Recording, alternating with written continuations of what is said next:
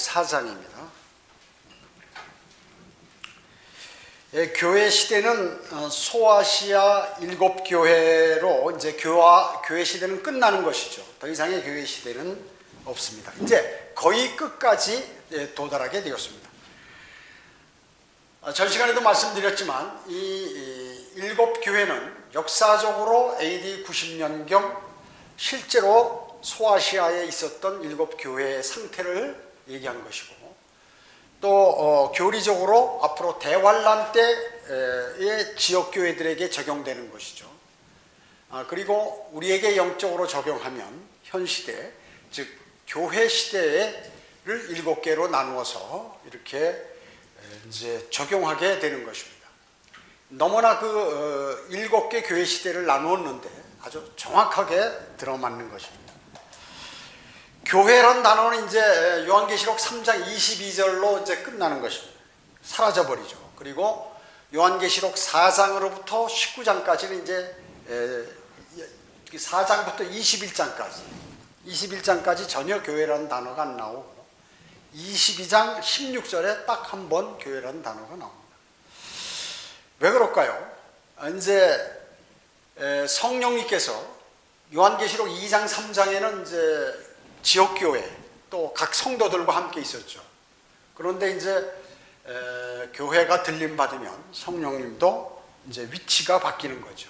교회도 셋째 하늘로, 성령님도 다시 셋째 하늘로 가시기 때문에 위치가 바뀌는 것입니다. 성령님 그래서 요한계시록 4장 5절에서 셋째 하늘에 올라간 것으로 이렇게 나타나 있습니다. 1절 보기 바랍니다. 4장 1절. 2일 후에 내가 쳐다보니 보라, 하늘에 한 문이 열려 있는데 내가 들은 첫 음성은 나팔소리 같았으며 내게 말하여 이르기를 이리 올라오라, 내가 이후에 마땅히 일어나야 할 일들을 내게 보여주리라 하더라. 하늘의 문이 열렸습니다. 하늘의 문이 열렸어요. 하늘에 한 문이 열렸는데, 요한계시록에 하늘의 문이 2번 열리죠. 오늘 본문에서 열리면 누군가가 올라가고, 또 요한계시록 19장에서는 이제 누군가가 내려오죠. 지금은 4장은 요한이 올라가고, 그다음에 19장에서는 예수 그리스도께서 재림하시는 그러한 장면이 나옵니다. 그래서 하늘에도 문이 있고 지옥에도 문이 있고 그렇습니다. 그래서 여기 보면 첫 음성은 나팔소리 같으며 이렇습니다. 우리 데살로니가 전서 성경 공부할 때 배웠죠. 하나님의 나팔소리, 그리스도인을 부르는 소리죠. 이리 올라오라 하는 그러한 소리가 하나 나팔소리처럼 들리는 것입니다. 구원받지 않은 사람들에게는 어떻게 들린다고요? 천둥소리 같이 들립니다. 천둥소리 같이. 그 두려워 떨죠. 너무 큰 소리가 나기 때문에 두려워 떠는 것입니다. 그래서 우리가 간혹 이제 4월 그리고 아침에 새벽에 천둥치고 할 때는 주님이 오시지 않나 이런 생각을 갖게 되는 것이죠. 주님께서 누군가 부르죠. 부르는데 듣는 자들은 그에 대한 응답으로 이제 하늘로 끌려 올라가는 것입니다. 구름 속으로 올라가죠. 구름 속으로. 1992년 우리나라에 그 다미성교회라고 있었죠. 휴거파 이장님 목사라는 사람이 있는 다미성교회가 있었어요. 하여튼 우리나라는 전 세계적으로 기독교 혹은 종교적으로 가장 큰 것들이 많고 유명해요. 가짜로 유명해요. 가짜로. 전 세계에 반영이 됐어요. TV로. 곧 이제 밤 12시 되면 올라간다고 말이죠. 거기서 울면서 기도하고 말이죠. 난리 치는 거예요. 재산 다 팔아가지고 이제 전부 교회로 와서 거기서 난리 치는 거죠. 근데 불발이 됐어요. 불발돼도 그 사람이 똑같다가 없죠. 항상 한 구절씩을 적용하면서 뭐 다른 핑계를 대는 거예요. 뭐 여호와의 증인도 마찬가지고, 그 다음에 신천지도 마찬가지고, 구원파도 마찬가지고, 항상 그렇습니다. 안 오면 많은 거예요. 안 오면 다른 핑계를 또 대는 겁니다. 그래서 이와 같이 실질적으로 그럼으로 인해서 기독교에 휴거라는 그런 들림받는 이러한 설교들을 목사들이 전혀 안 하는 것이에요. 그래서 제도권 교회 사람들은 한 번도 이런 걸 들어보지 못했기 때문에 이런 설교를 하면 완전히 옛날에 휴거파 다미선교회 그러한 소속인 줄 알고 말이죠. 이단이라고 난리를 치는 것이에요. 성경이 여기 있잖아요. 지금 요한도 올라가고 말이죠. 데살로니가 전서에도 나오고 고린도 전서에도 나오고 다 나오는데 이것을 안 믿는 것입니다. 자, 여기서 이제 부활을 하게 되죠. 휴거를 하려면 우선 부활을 한 다음에 부활된 사람들이 올라가고 또 살아남아 있는 우리도 이제 올라가는데 첫 번째 부활이라고 그랬죠. 첫 번째 부활은 세 번에 걸쳐서 이렇게 수확을 걷는다고 그랬죠. 그래서 첫 수확이 있죠. 첫 수확. 첫 수확은 구약 성도들이 이제 휴거되는 것이고, 그 다음에 이제 추수. 그런 그리스도인들이 이제 들림 받는 것이고, 그 다음에 이삭 죽기. 이삭 죽기는 환난 성도들이 들림 받는 그런 것입니다. 자, 마태복음 27장 50절 한번 찾아보기 바랍니다. 마태복음 27장 50절.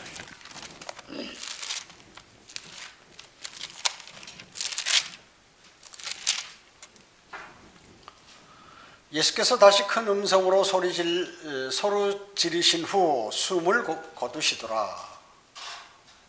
여기가 이제 숨을 딱 거두시는 순간에 마태복음이지만 새 언약이 이제 그 후로부터 효력이죠. 언약은 뭐예요?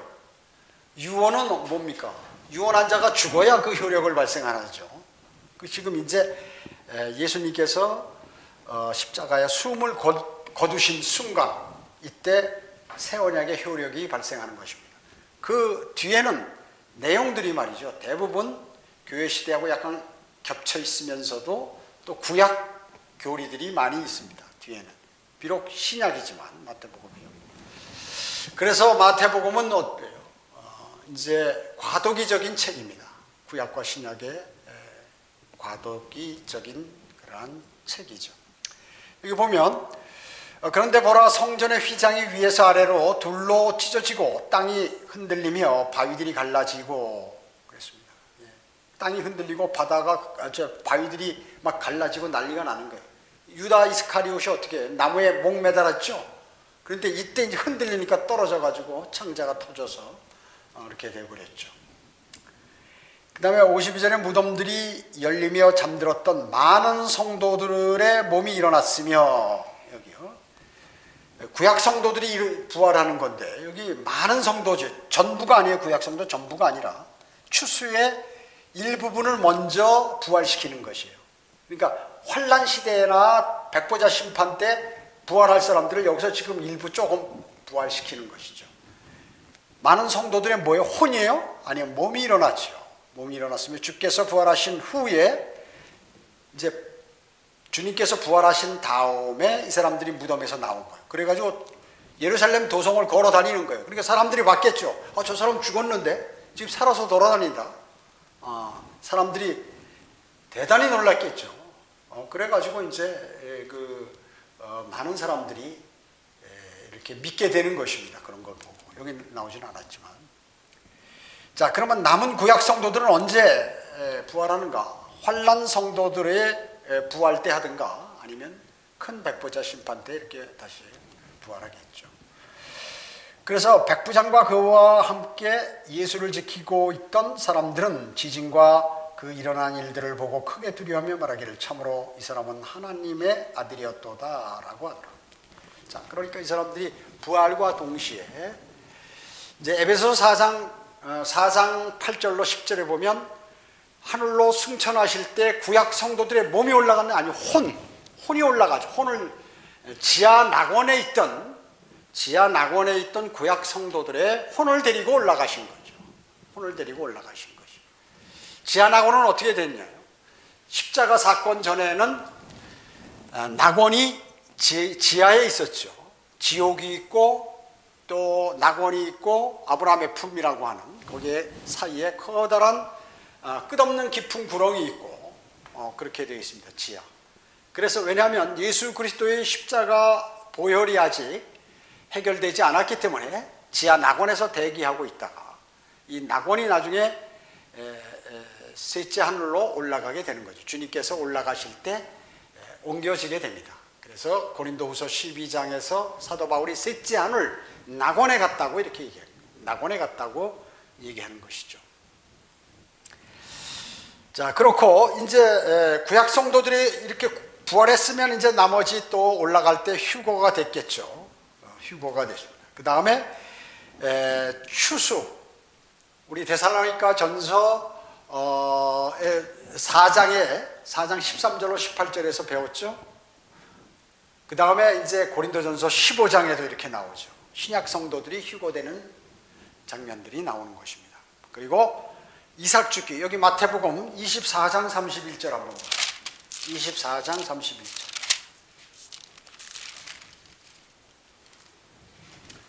또 주께서 큰 나팔소리와 함께 천사들을 보내시리니 그들이 하늘 이편 끝에서 저편 끝까지 사방에서 그의 택하신 사람들을 함께 모을 것이라. 이게 이제 환난 성도의 휴거예요. 환난 성도의 휴거. 이삭 죽기. 자, 마태복음인데도 24장은 이 대환난이거든요. 대환난인데. 그러니까 마태복음 24장에 나 있는, 예를 들어서 13절에 그러나 끝까지 견디는 자는 누구나 구원을 받으리라. 이게 마태복음 신약인데 이걸 갖고 설교하면 큰일 나겠죠. 이건 누구에게요? 유대인에 해당되는 것입니다. 그리스도인에게 해당 안 돼요. 구원받은 사람은 이미 들림받은 다음에 이 땅에 7년 대환란이 있기 때문에 이것은 신약이지만 환난 성도에게 해당이 되는 것이 마태복음이지만, 그래서 성경은 유대인에게 하신 말씀이 있고 하나님께서는, 다음에 하나님의 교회인 그리스도인에게 하신 말씀이 있고 이방인에게 하신 말씀들이 있는데 이걸 뒤죽박죽 해버리면 뭐가 뭔지 모르는 거야.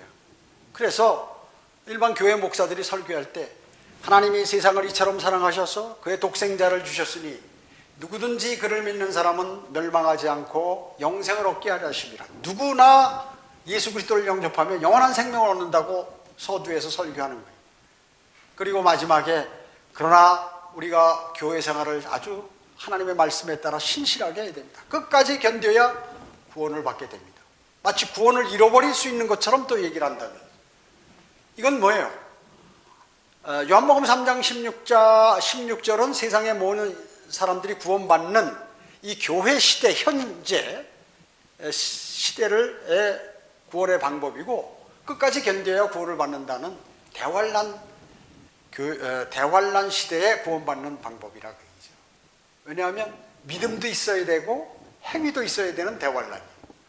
그래서 666표를 받지 않고 끝까지 음식을 못 먹더라도 어디 들어가서 숨어 있든지 풀뿌리 캐 먹든지 이래가지고 끝까지 견뎌야 그 사람은 지옥에 가지 않는 것이. 666표를 받으면 모두가 불가유황이 타는 곳으로 던져진다.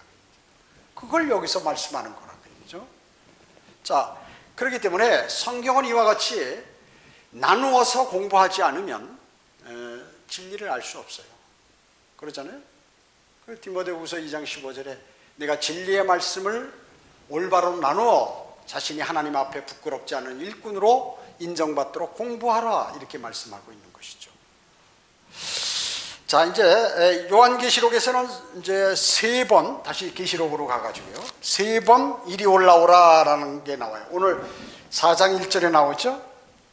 이것은 신약 성도들의 휴거. 그러니까 요한이 신약 성도들의 휴거의 예표거든요. 그렇기 때문에 이제 구약 절기로 따지면 오순절, 77절 이거하고 이제 비교되는 것이죠. 그리고 환난 성도들의 휴거는 여기 계시록 11장 12절 한번 보세요. 12절에 그들이 하늘로부터 나는 큰 음성을 들었는데 그들에게 말하기를 이리 올라오라 하므로 그들이 구름을 타고 하늘로 올라가니 그들의 원수들이 그들을 바라보더라. 물론 여기 이제 두 증인이 나오는데 함께 환난 성도들이 여기 휴거되는 장면이 나온다 그 얘기죠. 이건 이제 구약의 장막절, 유대인의 장막절하고 비교가 되는 것이죠. 그리고 이제 환난 성도들의 휴거죠. 이거는 잠언 25장 7절 한번 찾아보세요. 잠언 25장 7절.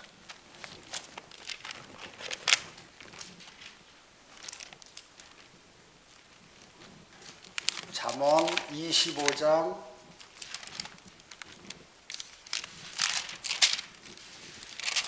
7절. 이는 내가 이리 올라오라 하는 말을 듣는 것이 내 눈이 본 통치자의 면전에서 더 낮추는 것보다 나음이니라. 이것은 이제 구약 성도들의 휴거를 얘기하죠. 이제 우리 구약 절기의 6월절에 해당하는 것입니다. 그래서 이리 올라오라 하는 게 성경에 3번 나온다고 그랬죠. 요한계시록 4장 1절에 신약 성도들의 휴거, 요한계시록 11장 12절에 환난 성도 휴거, 그 다음에 잠언 25장 7절에 오늘 이제 구약 성도들의 휴거 내용 이렇게 나오는 것입니다. 자, 다시 요한계시록 4장 2절로 가셔가지고 또 내가 즉시 영안에 있게 되었는데 보라 하늘에 한 보좌가 놓여 있고 한 분이 그 보좌에 앉으셨는데 그렇습니다. 내가 즉시 영안에 있게 되었다고 그랬죠.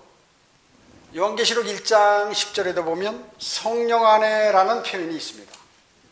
이것은 이제 거듭난 성도가 그리스도 안에 있는 그 성령 안에, 이것이 아니다 그 얘기죠. 지금 여기서 영 안에 있다, 이것은 성령 안에 있다든지 영 안에 있다든지, 이것은 우리가 어때요? 영 안에서, 성령 안에서 행동하고 이렇게 그리스도 안에서 일을 하죠.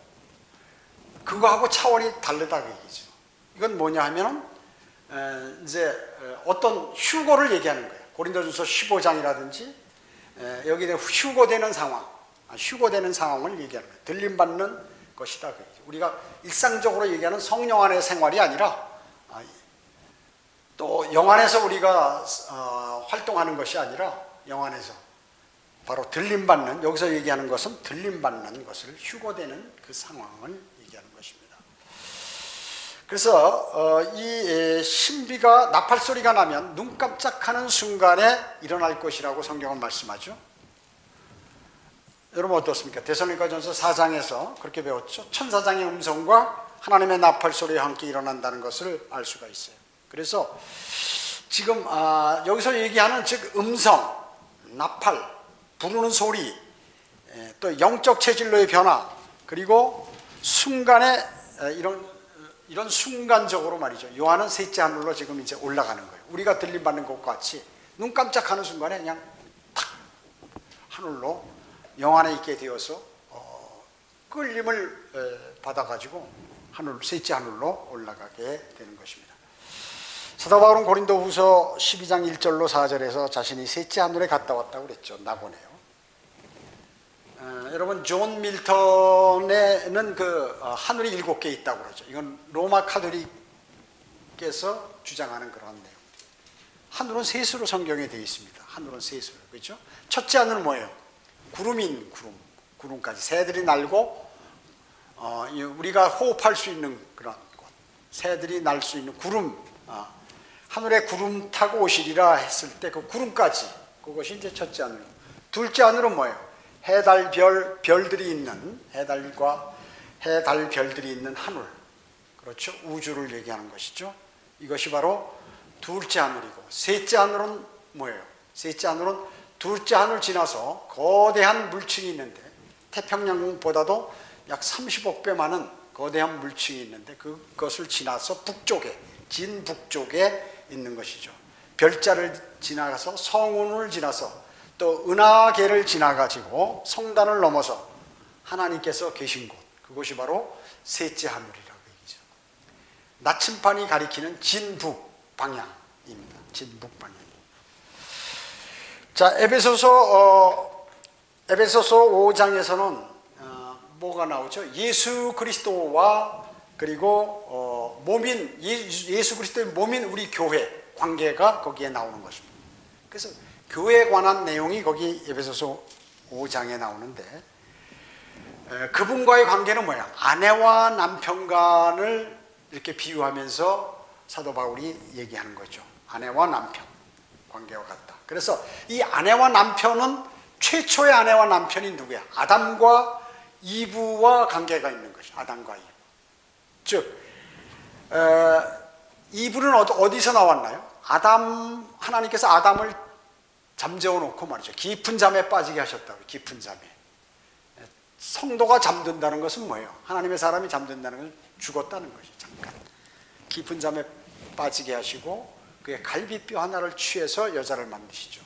그러니까 이 여자는 어디서 나왔어요? 남자의 몸이 나왔어요. 그래서 결혼하게 되면 뭐예요? 남자와 여자가 한 몸이 된다는 것이, 한 몸이 된다고 그렇게 얘기하는 것이에요. 그래서 한 남자 안에는 이분은 그리스도의 몸인 교회가 그리스도와의 관계 속에서 존재하는 신분인 것처럼 남편과의 관계 속에 존재하게 된다. 남편의 관계 속에 존재하게 된다. 여자는요. 그래서 아담이 그의 아내를 얻었을 때 어떻게 해요? 자기 아내를 얻기 위해서 어떻게 했어요? 죽어야만 했습니다. 죽어야만 했어요. 잠시 죽어야만 했던 것입니다. 깊은 잠에 빠지게 했다는 거예요. 자, 어떻습니까? 죽음을 통해서 신부가 탄생하는 거죠. 예수 그리스도께서도 그분의 신부, 우리가 태어나게 하기 위해서, 우리를 태어나게 하기 위해서 그분이 십자가에 달려 죽으신 것이에요. 똑같이 다섯 번째 갈비뼈 거기 그 아래에 창을 찔리셨죠. 찔리셨습니다. 그래가지고 거기서 물과 피를 다 쏟으신 것입니다. 그래서 그리스도께서는 그리스도인을, 즉 교회를 얻기 위해서 죽으셔야 했다고 얘기죠. 죽으셔야 했다. 그것이 아담이 잠에 빠진 그런 깊은 잠에 빠지게 하고 나서 그 갈비뼈를 뽑아서 이불을 만든 것과 같은 것이에요. 그래서 예수 그리스도의 예표가 바로 예수 그리스도와 교회와의 예표가 아담과 이브라고 얘기죠. 그리스도의 안에 그리스도인이죠. 그분의 몸의 일부분이죠. 그래서 우리는 그분의 몸의 일부분이에요. 그래서 아담이 창세기 2장 23절에서 뭐라고 했냐면 내 뼈들 중에 뼈요 내 살 중에 살이다. 내 뼈들 중에 뼈요 살. 그렇죠. 아담의 뼈를 뽑아가지고 이렇게 만들었기 때문에 갈비뼈를. 그래서 내 뼈들 중에 뼈요 내 살 중에 살이라고 이렇게 얘기했어요. 예수님도 똑같이 에베소서 5장 30절에 이는 우리가 그의 몸과 그의 살과 그의 뼈의 지체임이라고. 어떻게 이렇게 창세기하고 말이죠. 수천 년 후에 기록된 그 에베소서하고 그 일맥상통하느냐 그 얘기죠. 대단하죠. 이것이 바로 성경의 신비인 것입니다. 이거 하나님 아니면 이렇게 할 수 없는 것입니다. 아담의 신부는 아담의 가슴 아래에서 취해졌고 그의 옆구리에서 한 개의 갈비뼈를 취해서 이렇게 얻었죠. 그래서 거기 갈비뼈를 뺄 때 뚫렸겠죠. 여기가 뚫렸을 거예요. 예수 그리스도는 죄인들을 위해서 십자가에서 죽으셨을 때 그래서 다섯 번째 갈비뼈 아래를 찔리셔야 했던 것입니다. 그래서 성경은 그리스도께서 교회를 사랑하셔서 교회를 위하여 자신을 주신 것 같이 하라 이렇게 말씀하고 계시는 것이에요. 에베소서 5장 25절에서 아담은 자기 아내를 얻기 위해서 죽어야 했죠. 또 죽음과 잠을 자야 했어요. 죽음 같은 잠, 죽음이든 잠이든 아무튼 죽음 같은 잠을 자야 했어요. 그와 마찬가지로 그리스도께서도 죽으시고 땅속에 가서 사흘 3일 밤과 3일 낮을 계시다가 이제 부활하셨죠. 그래서 그분의 아내를 얻게 되신 것이에요. 아담의 신부는 피 흘림으로써 하나님께서는 교회를 사랑하셔서 교회를 위해서 피를 흘리셨어요. 그래서 자신을 주셨죠. 자신을 주신 것이에요. 그래서 요즘 모든 여자들은 말이죠. 그 남편을 얻을 때 자기를 위해서 죽어줄 수 있는 사람, 이런 사람을 얻는 거예요. 자기만을 사랑하고 그래서 다른 사람을 사랑하면 말이죠. 바로 돌아서지 여자들은. 그런 거예요. 그래서 모든 여자들은 자기를 위해서 죽어줄 수 있는 남자, 그 사람을 얻으려고 하는 것이에요. 본능적으로 그렇습니다. 요한은 하나님께서 사랑하신 제자죠. 요한이요. 사도 요한은 특히 예수 그리스도께서 가장 다른 제자도 사랑하셨지만 특별히 사랑하셨습니다. 그래서 주의 만찬 때 요한이 이제 그 예수님 심장 밑에 찔리신 그 장소, 아담의 갈비뼈 뽑았던 그 장소, 거기다 이렇게 기대고 있을 때 이제 유다 이스카리ot에 관해서 예수 그리스도께서 말씀하시죠. 너희들 중에 하나가 나를 배반한다니까. 그게 누군지 몰라서 베드로가 저쪽에서 그 요한 보고 이렇게 고개로 하면서 물어보라고 그러니까 요한이 물어보는 그런 장면이 나옵니다. 그래서 사랑의 사도는 바로 이브가 나왔던 바로 그곳에 심장 아래 기대어 있었다고 요한복음 21장 20절에서 말씀하고 있습니다. 그래서 사도 요한은 그리스도의 몸의 유형이에요. 즉 그리스도의 몸 하면 누구예요? 교회죠. 우리 그리스도인을 얘기하는 거죠. 우리의 유형이라 그 얘기죠. 그래서 우리의 유형인 그 요한이 지금 우리가 똑같은 방법으로 지금 들림받고 있는 것이.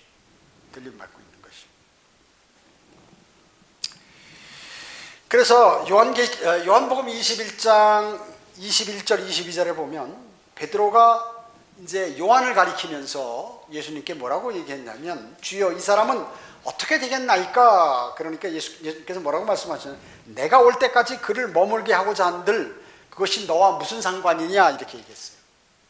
즉 예수님께서 떠나시는데 이제 다시 재림하실 때까지 요한을 남겨두든 말든 네가 무슨 상관이 있냐, 너 일하라 하는 의미로 말씀했죠. 그러면서 너는 나를 따르라 하면서 이렇게 말씀하셨어요. 그것은 뭐예요? 쉽게 얘기하면 모두 들었을 때 주님께서 재림하실 때까지 요한은 있겠구나 이렇게 들리는 거죠. 이렇게 들리는 거죠. 그러면 주님이 언제 재림하세요? 지금 그로부터 1900년에서 2000년 지나서 그럼 요한이 지금까지 살아 있어야 되는 거냐 그 얘기죠. 그것이 바로 맞는 답인데 요한은 분명히 죽었지만 그는 죽기 전에 예수 그리스도의 재림을 보았던 거. 언제? 바로 지금 이렇게 들림 받아가지고 예수님이 재림하는 장면을 그대로 목격하고 요한계시록을 기록했다. 기록한 것이에요. 요한은 AD 90년에 성령 안에서 붙들려 주의 날로 와서 주님의 재림을 보고 그것을 요한계시록에 기록한 것입니다. 주님이 정확하게 거짓말 안 하셨죠. 정확하게 맞으셨습니다. 예언이요. 따라서 요한은 우리 그리스도인의 몸, 또 그리스도의 몸, 우리 그리스도인을 얘기하기도 하고, 즉 신부를 얘기하기도 하고, 그리스도의 몸을 얘기하기도 하고, 교회의 유형이다. 이렇게. 그래서 뭐예요? 우리는 주님의 사랑으로 태어나게 됐거든요. 주님의 생명을 주심으로 인해서 우리가 태어났어요. 그래서 우리는 주님의 사랑이 없었으면 영원한 생명을 얻을 수 없었죠. 그래서 요한의 별명이 사랑의 제자예요. 사랑의 제자. 모든 것이 다 이렇게 통한다 그 말씀이죠. 그렇기 때문에 요한계시록 4장으로부터 19장에 일어나는 일들에는 4장으로부터 19장이 뭐예요? 대환란에 관한 내용이거든요. 다시 한번 말씀드리면 요한계시록 4장부터 19장까지는 앞으로 있을 대환란, 우리가 들림받고 이 땅에 어마어마한 환란이 있을 그 7년간 대환란의 것을 4번이나 반복해서 얘기한 것이 바로 요한계시록 4장으로부터 19장까지의 그러한 내용들이에요. 물론 거기 조금씩 다른 것도 있지만 그런 것입니다. 요한계시록 4장 이후에 일어나는 일들은 이제 교회 시대에 나타나지 않아요. 지금 오늘부터 공부하는 것은 교회 시대에 안 나타난다. 아까도 말씀드렸죠. 그 많은 이 교파들이나 이단들이 말이죠. 하나님의 말씀을 나누어서 세대적으로 나누어서 공부하지 않음으로 인해 가지고 이단들이 많이 생겼어요. 제7일 예수 재림교, 안식교라든지 말이죠. 로마 카톨릭, 또 신천지, 뭐 여호와의 증인, 또 몰몬교, 뭐 이런 것들, 정산교 이런 것들 전부 그 하나님의 교회라고 하는 어머니 하나님인가 뭐 하는 이런 장길자나 이런 사람들이 말이죠. 이런 것들을 나누어서 공부하지 못하므로 요한계시록에 있는 내용들을 다 일부 자기들에게 적용시켜 가지고 하는 거예요. 주로 대환란 내용, 유대인들에게 적용하는 내용이 많은데 그렇게 하는 것이. 그래가지고 이 증상교도 누구야? 누구죠? 안상홍이 재림 예수라는 거예요. 안상홍이 재림 예수, 이만희도 보혜사, 성령, 하나님이 아니에요. 자기가 하나님 보혜사. 쉽게 얘기하면 그렇게 얘기하고 있습니다. 그러니까 새 예루살렘은 우리 모두의 어머니라고 그러니까 아버지가 자녀가 있으면 어머니가 있어야 될 거 아니냐 그래가지고 어머니가 장길자가 자기가 안상홍이 마누라라고 그래가지고 나도 이제 그 예수님이니까 그분을 막 추앙해가지고 그 사람을 이래가지고 지금 하고 있는 거예요. 지금 어마어마하게 많습니다. 신천지도 많고 이 하나님의 교회가 안상홍 여기 장길자 이 교회들도 뭐 전국에 한 500개는 돼요. 소규모로 해가지고 어마어마하게 교세가 대단히 큽니다. 구원파도 마찬가지예요. 여호와의 증인도 마찬가지고 신천지도 마찬가지고 몰몬교도 마찬가지고 뭐 다 그래요. 이런 것들이 왜 이렇게 판을 치나요? 일반 교회들이 진리를 모르니까 거기 있는 사람들 다 뽑아가지고 하는 것입니다. 진리를 모르기 때문에. 요한이 셋째 하늘에 옮겨졌는데 요한은 바울이 이제 고린도 후서 12장 1절로 4절에서 말한 이제 거기에서 뭐예요? 바울이 올라가니까 고린도 후서 12장에 보면 바울이 하늘로 불림받아 올라갔죠. 셋째 하늘로 올라가서 예수 그리스도로부터 많은 계시를 받았는데 어느 정도만 얘기하도록 돼 있고 말하지 허락되지 않았어요. 말하도록 허락되지 않은 그러한 내용들이 사도 요한에게는 예수 그리스도께서 얘기해서 여기 들어가 있다 그 얘기죠. 그래서 바로 고린도 후서 12장에 사도 바울이 말하지 않도록 되어 있는 그 내용이 바로 이 요한계시록이다 그 얘기예요. 요한계시록이요. 3절 보겠습니다. 3절 4절. 앉으신 분의 용모가 백옥과 홍보석 같으며 그 보좌를 두른 무지개는 에메랄드같이 보이더라. 또 그 보좌 주위에는 24 좌석이 있는데 내가 본 그 좌석들에는 흰옷을 입은 24 장로가 앉아있고 그들은 금으로 만든 면류관을 머리에 썼더라. 면류관의 재질이 뭐예요? 금으로 되어 있죠. 면류관은 뭐예요? 보상의 면류관이죠. 이 땅에서 주님을 위해서 일했던 그러한 보상의 면류관입니다. 그리고 성도가 어려운 문제들을 잘 참고 인내하고 절제하고 했던 그런 것들, 복음을 잘 전하고 했던 것에 응하는 거죠. 아무튼 여기 또 4절에 흰옷이 나오는데 이건 그리스도의 심판선과 어린 양의 혼인시계와 연관되는데 계시록 19장에서 세마포는 성도들의 의로운 행실이라고 이렇게 나와 있습니다. 의로운 행실. 자, 그럼 여기 24 장로가 뭐냐? 이건 참 정확히 알기는 어렵지만 구원을 받아 피로 씻음받고 보상을 받은 교회 시대에 구원받은 사람들을 대표할 가능성이 많이 있다는 것이죠. 그렇지만 이 24 장로의 신분의 확인은 거의 불가능해요. 불가능한 것입니다. 어떤 사람은 구약 성도들을 대표라 그러고 어떤 사람들은 12지파 플러스 12사도 뭐 이렇게 얘기하는 사람도 있고 그래요. 하지만 요한계시록 5장 9절에서 다시 등장하는 것을 보면은 말이죠. 그들은 하나님께서 그들을 각 족속과 언어와 백성과 민족 가운데 그들의 피로 구속했다고 하는 그 말이 나오죠. 5절에. 그것을 봐서 이건 이 시대에 구원받은 성도들이구나. 성도들을 상징하는구나 하는 것을 알 수 있어요. 여기 24 장로들이요. 그 다음에 이제 보좌 주변에는 네 생물들이 있죠. 네 생물은 뭐예요? 그룹들이죠. 그룹. 5그룹이었는데 루시퍼가 반역했기 때문에 이제 네 그룹이 있는 것입니다. 자, 셋째 하늘에 대해서는 다음 시간에 좀 더 자세히 알아보고 오늘 여기까지 하도록 하겠습니다. 기도하겠습니다. 우리를 사랑하시어서 독생자 예수 그리스도를 이 땅에 보내주시어 벌레만도 못한 저희들을 위하여 십자가에 피 흘려 죽게 하시고 장사되었다가 부활하심으로 그리스도인이 태어났고 그리스도의 몸인 저희들이 이렇게 생겨나게 되었습니다. 그래서 영원한 생명을 허락했습니다. 그분은 능히 신랑의 자격이 있으신 분입니다. 신부를 위해서 죽으신 분이기 때문에 우리는 그분의 몸의 일부입니다. 그래서 우리는 그와 같은 성품을 갖고 있습니다. 그와 같이 거룩해져야 합니다. 그리고 그분 계신 곳으로 곧 우리는 올라가게 됩니다. 그분이 부를 때 우리는 곧 올라가게 됩니다. 세상에 많은 사람들은 이 사실을 믿지 않습니다. 교회 다니는 사람도 믿지 않습니다. 사탄은